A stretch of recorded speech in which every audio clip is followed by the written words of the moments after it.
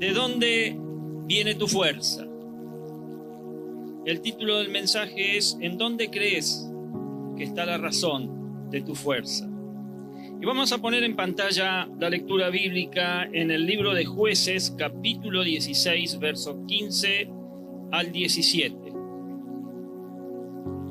Dice así el 15. Entonces ella dijo: ¿cómo puedes decir que me amas si no confías en mí? Ya van 3 veces que te burlas de mí y aún no me has dicho el secreto de tu tremenda fuerza. Como todos los días lo presionaba con sus palabras y lo acosaba hasta hacerlo sentirse harto de la vida, al fin se lo dijo todo. Nunca ha pasado navaja sobre mi cabeza, le explicó, porque soy nazareo, consagrado a Dios desde antes de nacer. Si se me afeitara la cabeza, perdería mi fuerza y llegaría a ser tan débil como cualquier otro hombre. Y quiero comenzar este mensaje en esta noche haciéndote una pregunta. ¿En qué consistía o en qué crees que consistía la fuerza de Sansón? Bien. Es decir, ¿por qué Sansón tenía tanta fuerza? Porque no era un superhéroe, no era un hombre realmente, era un hombre como todos los hombres. Y seguramente, excepto quien dijo Dios allí, la respuesta de muchos, aún quizás gente que no conoce a Dios o que no va a una iglesia, diría, porque no se cortaba el pelo, porque no se cortaba el cabello, ¿sí? Y podemos decir entonces que muchos consideran que la fuerza de Sansón estaba en su cabello. Y quiero decirte que también Sansón cometió ese error. ¿Cuál fue el error de Sansón? Bueno, ¿tener una relación sentimental con Dalila? No. ¿Dejarse engañar por ella? ¿Dejarse cortar el cabello? ¿Cuál fue el error de Sansón? El principal error de Sansón fue creer que la razón de su fuerza estaba en su cabello y no en Dios. Nuestra confianza debe estar solamente en Dios, mis amados. En la palabra de Dios podemos ver que fue el Espíritu de Dios quien vino sobre Sansón para ayudarlo, para darle la capacidad de hacer cosas extraordinarias que ningún otro hombre podía hacer. Si repasamos alguna de las hazañas de Sansón allí en Jueces 14, del 5 al 6, dice: así que Sansón descendió a Tiná junto con su padre y su madre, y de repente al llegar a los viñedos de Tiná, un rugiente cachorro de león le salió al encuentro. Pero el Espíritu del Señor vino sobre él, quien a mano limpia despedazó al león como quien despedaza a un cabrito, pero no contó ni a su padre ni a su madre lo que había hecho. En otra oportunidad, allí en Jueces 14 y 19, dice que entonces el Espíritu del Señor, nuevamente el Espíritu del Señor, vino sobre Sansón con poder, y este descendió a Ascalón y derrotó a 30 de sus hombres. Le quitó sus pertenencias y le dio sus ropas a los que habían resuelto la adivinanza. Luego, enfurecido, regresó a la casa de su padre. En Jueces 15, 14, 15 dice que cuando se acercaba a Alejí, los filisteos salieron a su encuentro con gritos de victoria. En ese momento, el Espíritu del Señor, nuevamente el Espíritu del Señor vino sobre él con poder, y las sogas que ataban sus brazos se volvieron como fibra de lino quemada.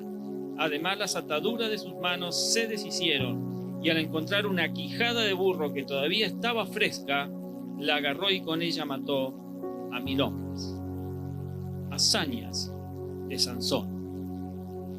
Pero estas hazañas eran posibles, según todos los textos que hemos leído, cuando el Espíritu del Señor venía sobre él y venía con poder. Vemos entonces que este Espíritu, el Espíritu del Señor, era quien daba la fuerza a Sansón. Y entonces, ¿por qué Sansón no se cortaba el pelo? porque su cabello era una señal de obediencia, pues él era un nazareo desde su juventud. Y así lo relata Jueces 13:5, en donde dice: pues concebirás y darás a luz un hijo, le está hablando a la madre de Sansón, y no pasará la navaja sobre su cabeza, porque el niño va a ser nazareo, consagrado a Dios desde antes de nacer. Él comenzará a librar a Israel del poder de los filisteos. El voto de nazareo era un compromiso especial de consagración a Dios, que está descrito ahí en Números 6, del 1 al 8. Vamos a leer algunos versículos nomás. El Señor ordenó a Moisés que dijera a los israelitas: cuando un hombre o una mujer haga una promesa especial, una promesa que lo consagre al Señor como nazareo, deberá abstenerse de vino y de otras bebidas fermentadas mientras dure el tiempo de su consagración al Señor. Es decir, mientras dure la promesa de nazareo, tampoco se cortará el cabello, sino que se lo dejará crecer y se mantendrá santo. Mientras dure el tiempo de su consagración al Señor, no podrá acercarse a ningún cadáver, ni siquiera en caso de que muera su padre, su madre, su hermano o su hermana. La persona que hacía este voto se apartaba del vino o de cualquier fermento que tuviera alcohol y de productos derivados de la uva, no se cortaba el cabello y evitaba cualquier contacto con muertos, incluso aún si eran familiares. Y esto lo hacía como señal de santidad, como señal de dedicación total a Dios por un tiempo determinado o de por vida, como es el caso de Sansón. La palabra nazareo proviene del hebreo nazir, que significa consagrado o apartado. Era una forma visible de decir: esta persona está apartada para Dios. Sansón era nazareo, pero no radicaba en eso su fuerza. Su poder siempre vino de Dios, aunque quizás Sansón nunca lo reconoció.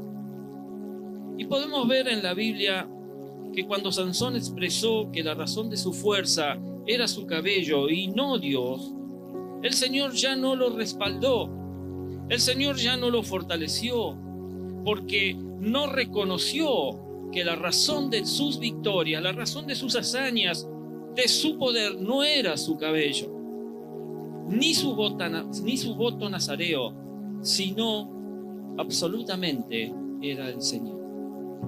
Jueces 16:17 dice: al fin se lo dijo todo a Dalila, por supuesto.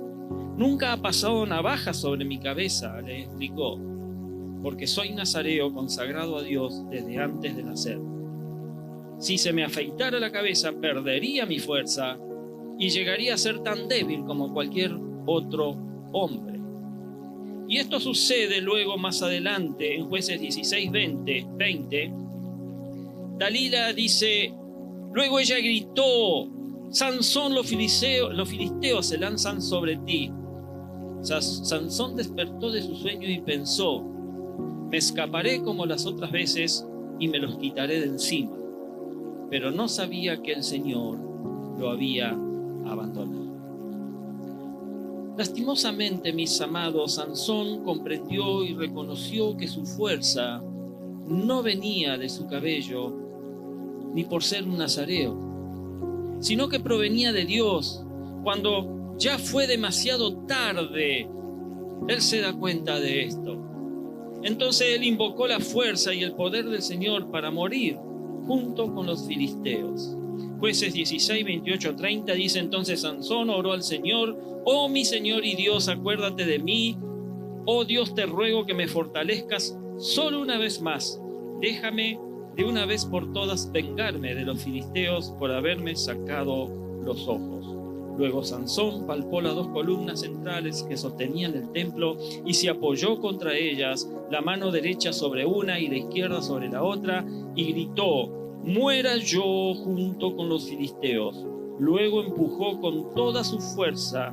Entonces el templo se vino abajo sobre los gobernantes y sobre toda la gente que estaba allí, y fueron muchos más los que Sansón mató al morir que los que había matado mientras vivía. Ahora, traslademos ese error de Sansón a la vida de nosotros como cristianos. Muchas veces, lamentablemente, se nos olvida de dónde vienen nuestras victorias. Santiago 1, 16 y 17 dice: mis queridos hermanos, no se engañen. Toda buena dádiva y toda perfecta bendición descienden de lo alto, donde está el Padre que creó las lumbreras celestes y quien no cambia ni se mueve como las sombras. El error de muchos cristianos es que, al igual que Sansón, creemos que las bendiciones, las victorias, los milagros, el poder viene de lo que tenemos o de lo que hacemos, y no le damos gloria a nuestro Dios, pues no reconocemos, como lo hizo Sansón, que todo viene de Él. Tenemos que reconocer que muchos de nosotros decimos palabras como: estoy bendecido porque soy un ganador de almas, estoy bendecido porque mi negocio va bien, porque yo soy un buen diezmador, generoso en las ofrendas, estoy en victoria porque soy un servidor de la iglesia, estoy bien bendecido por todo lo que hago para Dios. Nos convencemos de eso, mis amados. Pero no nos equivoquemos. Todo lo que hacemos es por agradecimiento y por obediencia. O al menos así tendría que ser. Pero comprendamos que no es todo eso lo que nos bendice. No está en lo que hacemos nuestra bendición. Allí no está nuestra bendición. Nuestra bendición viene de Dios y nuestra confianza debe estar absolutamente orientada a Él. Tenemos que darle gloria, tenemos que darle honra solamente a nuestro Padre Celestial. Toda adoración, toda gloria, todo honor no es para nosotros mismos, ni para ningún ministerio, ni para ninguna iglesia, sino solamente para nuestro Dios. Es un llamado a vivir con una entrega genuina de nuestra parte, reconociendo que toda alabanza debe dirigirnos hacia Él.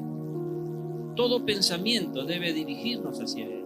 Toda labor que hagamos fuera y dentro de la iglesia debe dirigirnos hacia Él, no hacia nuestra propia exaltación ni hacia el reconocimiento de nadie. Él es nuestra bendición y no lo que hacemos nosotros. Amén. Es por eso que muchas veces entonces nos sentimos frustrados, porque ponemos nuestra confianza, ponemos nuestra esperanza en lo que hacemos y no en el Señor. Gálatas 6:9, Pablo escribe: no nos cansemos de hacer el bien, porque a su debido tiempo cosecharemos si no nos damos por vencidos. Aquí debemos darnos cuenta de que nos cansamos de hacer lo bueno. Sí, mi querido hermano, mi querida hermana, nos cansamos de servir. Nos cansamos de invitar gente para ganar almas. Nos cansamos de congregarnos con constancias. Te cansás de ofrendar, te cansás de diezmar. ¿Y sabes por qué? Porque ponemos nuestra confianza en lo que hacemos y nos preguntamos: ¿por qué si hago esto o hago lo otro, por qué no recibo? ¿Por qué no me sano? ¿Por qué Dios no me bendice? ¿Por qué no progreso? ¿Por qué no crezco? No debemos convertir nuestro servicio en un ídolo. Pablo le dice allí en alguna parte de la primera carta a los Corintios: por tanto, amados míos, huyan de la idolatría. A veces el servicio es nuestra idolatría. Adoramos lo que hacemos y no adoramos para quién lo hacemos. Pues aún no hemos entendido que nuestra sanidad, nuestra bendición, nuestra provisión no viene de lo que hacemos, si no viene directamente de nuestro Dios sobre nuestra vida. En Él tenemos que poner toda nuestra esperanza, toda nuestra fe y toda nuestra confianza, reconociendo que todo lo que hacemos es por agradecimiento y es por obediencia a Dios. Amén. Amén. Pase a adoración. Sansón descubrió tarde que su fuerza no provenía de su cabellera ni de su voto, sino del Dios que lo llamó. Mis amados, no cometamos nosotros el mismo error. No pensemos que realmente lo que hacemos es lo que nos da victoria sobre algunas cosas. Dejemos de confiar en lo que hacemos, en lo que sabemos, en lo que aparentamos, y volvamos nuestra confianza solo al Señor. Hoy es el día para reconocer que sin Él no somos nada y con Él lo tenemos todo. Debemos regresar al Dios de toda fuerza, a nuestro Dios de poder, al Dios de victoria, porque en Él encontramos el refugio, ese refugio inquebrantable ante cualquier tormenta. La luz que guía en la oscuridad es nuestro Señor, y la certeza de que ninguna batalla es imposible superar cuando entendemos que es Dios quien las pelea. Y en un mundo que a menudo nos debilita con incertidumbres, nos desafía, volver a Dios significa reencontrarnos con esa fuente de fortaleza infinita que tenemos como hijos de Él, el poder que sostiene lo imposible y la victoria que trasciende cualquier adversidad. Este es un llamado, mis queridos, a confiar en esta noche plenamente en aquel que nunca falla, a depositar nuestras preocupaciones en sus manos, a recordar que con Él, incluso lo que parece perdido, aquello que parece imposible, puede renacer con mayor gloria, y que la bendición realmente va a caer sobre nuestras vidas.